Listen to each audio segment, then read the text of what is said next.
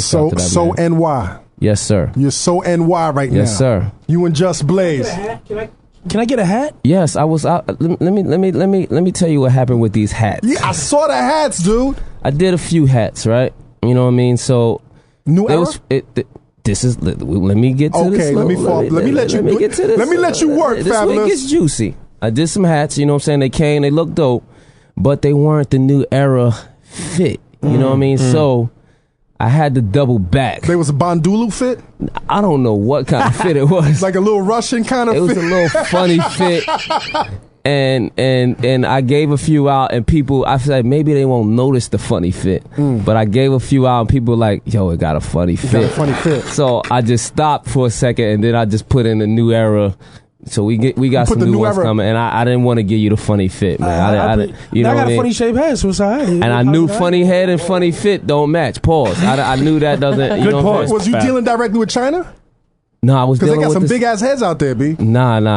I definitely couldn't wait for it to come all the way back from China. I was dealing with some folks in L.A. Okay. And they got some funny fits out there in L.A., so maybe that's why. Could have been the Mexicans. Could have been the Mexicans. Could have been the Mexicans, B. Right. They could be responsible. How's your clothing line, man? Because you seem very involved in fashion, man. Yeah. How's your clothing line, man? Rich Young. Well, what happened with Rich Young is we were doing it with a manufacturing company that wasn't really involved. You know what I'm saying? They wasn't getting down. They just was making it and doing things their way. So what I wanted to do was pull us back out of that, wait the time out. You know, they have contracts and you have agreements up to a certain point in time. So I wanted to pull it back and then resurface it with, a new company and somebody who is more in our direction, who's more thinking the way we thinking and, want to distribute the product the way we want to distribute it. So we just fell back for a minute and then we're going to come forward again. Yo, man, I wanted to go back, man. I said that when you came on, you're definitely, in my eyes, one of the most underrated MCs. Appreciate that. Because your wordplay is crazy. Your delivery is real slick. Why are you underrated, man? Why are people sleeping on you, man? I can't call it, man. I actually use it as something to help motivate me, man. I think that's when you're doing things for a long time, you need to find challenges to keep you, on your A game and keep you, working hard at it. So I use that as a challenge for me. You know what I'm saying? It's trying to get, if I don't got everybody's attention, that makes me work harder to get other people's attention. And, I think certain people get it. I don't know why. I think everybody has gotten it to the point like, yo, Fab can rap. Right. But I think it's somehow it just gets forgotten. I don't know if I'm doing enough and not doing enough animated stuff or drama or reality shows or whatever it takes nowadays. But, I think people get that I can rap and, what I'm saying? And they get that I represent it well and represent the city well as well. But, I don't know if I'm not doing something in maybe another area I don't think you need more drama in your life, B. I know. I mean, you don't need no more drama. I had a little bit of love and hip hop drama, right. And and that's not my thing. You know what I'm saying? So I know when people seen that and they was just like, whoa, we got a taste of his personal life. So I guess they jumped on that, but that's not really my thing, man. Like I try to just stay true to who I am and make good music, and people appreciate me for that. Now, my personal question to you is, I've been following you from day one, right? And I know the quality of work that you do, but I think, as an honest fan of yours, I still don't know who Fabolous is. Right, and maybe that's something that and who is Fabolous, man? Well, Fab. Who is Fab? Who is Loso, B? We gonna have to sit back on this. Sit back, my dude. Fab is the kind of guy, you having a good time, man? I'm having a great time here, man. It feels genuine. Everybody's here. It feels like genuine. There's a lot of people in the room too. It's no egos and Hollywood attitudes. It's just genuine people here. So I feel good, and just telling who I am is just I'm just a guy who comes from that generation where you just be true to who you are, and you don't try to be somebody else or you don't try to live something that you're not. And I think I'm on a borderline. I always remain and can be placed in there with the young fellas, but you always know that I come from an era. I come from a different cloth. You know what I'm saying? I come from that era cut of from real a different cloth. Cut from a different cloth. Yes, sir. So I come from that era of real MCs, real albums, real. So even now I'm playing in this game now with a different generation. Right. I still have the experience and the knowledge of what the came. ethic. Right. And who inspired you, man, coming up?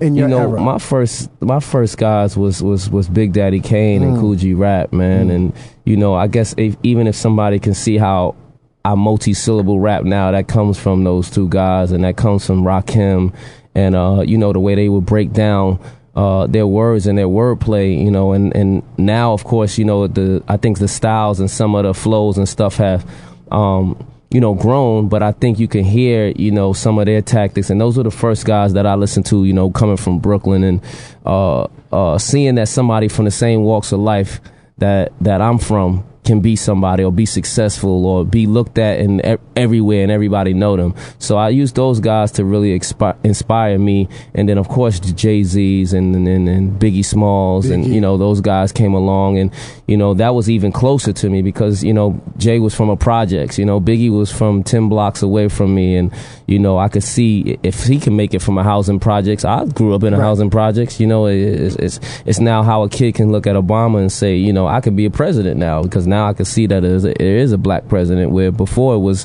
you know, a far-fetched thing. You know what I'm saying? So where did you get the inspiration? And I tend to ask all of the performers that come on the show, like, where the fuck did you get the courage to think that you could do this?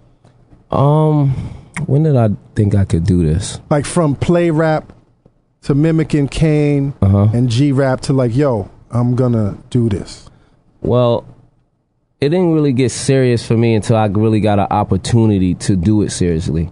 When I was just rapping in my neighborhood, I felt like it was a hobby for me. Like, you know what I'm saying? What was your first rapper name? My first rapper name was J twice or J, because my initials is JJ. Right. So I didn't want to go with JJ because of Good Times. You know what I'm saying? So I was like maybe J twice or J 2 times. So I was still playing with it. Even when I actually went and rapped for DJ Clue on his radio show, I was still playing with what name I wanted to have as a MC because I was undecided on which name, and Fabolous ended up becoming my name because I said I was the Fabolous vocabulist, and he thought that I was saying my name was Fabolous. And then I ended up having to stick with this name. Did you like that name? At the first, I didn't, but certain people said like it stood out from, you know what I'm saying? It would like, what would make a guy call himself Fabolous? And it kind of just, it had a ring to it, and people were already calling me, and so I just stayed with it. And I was uncertain about a name anyway, so maybe a name found me. Right. You know That's what you're saying. Your first album did very well. Yes. But it dropped, like you was going against Jay-Z and the Mariah Taliban. Carey. Yeah, and you was going against Jay-Z and the Taliban. And Mariah Carey. And Mariah. Yeah. Like, you woke up on September 11th, 2001. Supposedly, the happiest day of your life because your album was coming out. Right. And then, what happened? I mean, I woke up to somebody calling me, telling me everything was canceled. So I'm like, what did Jay do, man? Why would he do this, man? Like, what? You know, I thought it was Jay's fault. You thought he did the you know, Jedi? Yeah, I thought, you know, the big dog Jay just, you know, shut down my operation, you know. So I was like, I understand. And they're like, nah, turn on the TV. And the first image I saw on the TV was a plane flying into the building. And I was like, whoa. And then I saw another one flying. I was like, whoa. And I didn't even understand what was going on there. And you know, as at first, you know, everybody thought it was an accident or something like that. And then it became known that it was a terrorist attack. So, you know, it took me away from my whole album and worrying about that to worrying about my family, worrying about the state of New York City, you know what I mean? So I jumped in the car, shot over to where my mom's lived and, you know, checked on everything over there. And, you know, it's funny because in the hood, you know what I mean, they was just like, oh, yeah, some buildings fell over in Manhattan. Manhattan. Yeah, I'm like, yeah, that's crazy. But, yeah, go to the store for me. You know what I'm saying? Things were still moving on. But at some point, were you like, oh, shit, my record?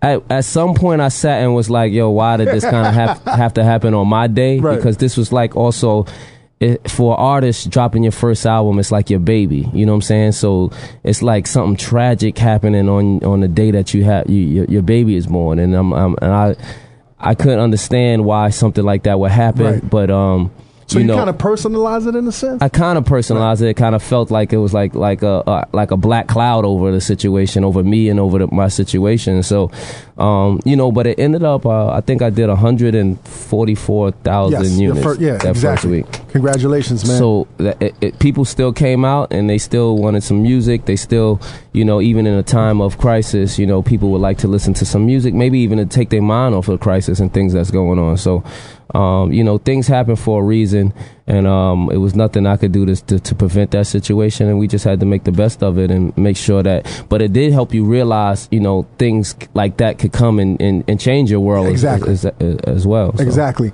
Now, over the course of your career, you've done some phenomenal records with this man right here, Just Blaze. Yes, sir. Sure. Like, big shout out to the mighty. Like, how Just did y'all Blaze. initially link up, man? Duro and Clue, right? Yeah, more so Duro. He had me and Duro used to mix the majority, pretty much all my records. Mm-hmm. And there was an artist that me and G had on Virgin named Billy Bathgate. And Duro had did a beat for Bath, if you remember. And then that same session, I want to say we did that, and then the next day he was like, "Yo, I got this kid. I'm about to, we about to put on blah blah blah blah blah." So I knew him from the Clue tapes or whatever. But I was like, "Where the songs at?" So we started playing me some records. So I said, "All right, when y'all get situated, let me know." Right. And then the day we mixed, I want to say it might have been the day. Now, were you impressed with Fab before? Definitely. Or? And this when you had the sport in your name. Right. It was Fabolous Sport. Fabolous So Sport. My nickname in my hood was Sport. Right. Okay. You know what I'm saying? So then when they started calling me Fabolous, I just put the Fabolous onto the Sport.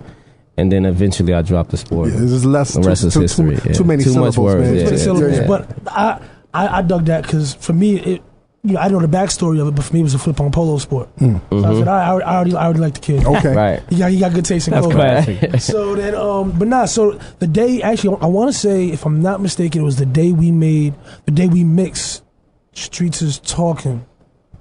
After we finished that, Duro was like, "Yo, why don't you just make it, can we get a beat real quick?" So I didn't have a beat, so I just made one. Right. Because you're the cheat code. Yeah, I cheated. That's kind of crazy. I think about it. I made my first beat for Fab on Jay-Z's budget. Yeah. Don't tell nobody internet. Don't tell nobody. So that's why my album happened on September 11th. So I did that, and then it was a record called "Mob Be Easy," which was one of the standout tracks on the album. And then from there, the relationship just progressed. And then from there was "Can't Let You Go." Can't Let You Go. Can't Let You Go. Which ended up being way huger than I ever thought it would Right. be. Like I knew it was a good song. I just didn't expect it to shoot up. That was a great pop record, though. Yeah, I mean, it was. and once you had all the little girls singing it, it was a rap. Yeah. The funny thing is, that was during that era where I think we talked about this when Bleak was here, where Bleak was just turning down everything I was giving him, and he like that, and that was the second one he turned down. And I remember me and Jay was sitting in the room one day at Baseline, and Bleak walked in. He's like, "Yo, so what's hot right now?" He's like, "Oh, whatever record you turned down last week." And then he turns on the TV, and the Can't Let You Go video is premiering. And he's like, "See, I told you. Damn. I know you had that." Damn. And then from there was the monster that became known as Breathe, Yo, Breathe, B. which was Like, y'all lost your fucking minds. But what's so ill about even that track record is those are all three different kind of records Right. Very that different. we've done together. You Right. know what I'm saying? Throughout our career, we've just hooked up and made a record, and it hasn't been like we've aimed at right. any sort of lane or any kind of, you know what I mean? Like it's just that we just went in and made a record and just made great records. So what are y'all working on right now? What are y'all cooking up right now? Well, what just came out was And all the beat you stole. Yeah, the stolen beat, Stealing beats. Yeah, that's still Fab, wild you to let me. that shit go down like Oh, that? I didn't even know that he would get down like that. I was as shocked as you, man. Yo. But I mean, we got one other record that we toying with the idea of, which I'm not gonna, you'll hear it when you hear it. But I mean, I'm gonna let you talk about what's next. Yeah, the Sony record came about, I wanted to do a record.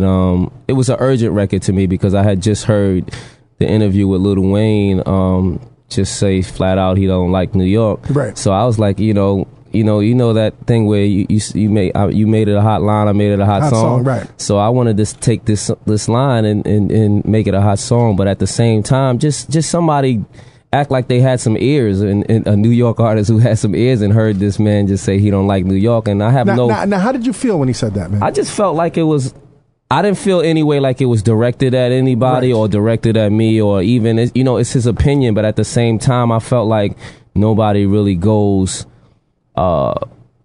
public was saying something so like, you know, so flagrant. Right. And it New was, York has it's been like New York was, it's like we're at a weak point right now, so it's okay to kind of say that. And I know Lil Wayne has had, you know, some trials and tribulations with issues with New York City and, you know, the police department and all, and you can feel that internally, but for him to just voice it in a thing and just say he didn't say I don't like the New York judicial system or the New York, but he just said I don't like New York. Right. So it just, you know, it was in the air, and I just said, you know, that's violation. That's definitely violation. Know, and somebody had to just break some light on it, and you know what I mean. I just chose to make some light on it and make a good song. I don't really have a problem with Lil Wayne at all. Have you gotten any flack from anybody else though? Not really. I spoke to even people that I had mentioned in the song, and you know, Puff was having fun with it. You know what I'm saying? And I knew when it first was released, people would look at it as a Lil Wayne diss or title it as that. But then after you listen to the song, it's not a Lil Wayne diss. You know what I'm saying? It's you're just proclaiming your love for this great city. Just repping the city. That's it, man. So,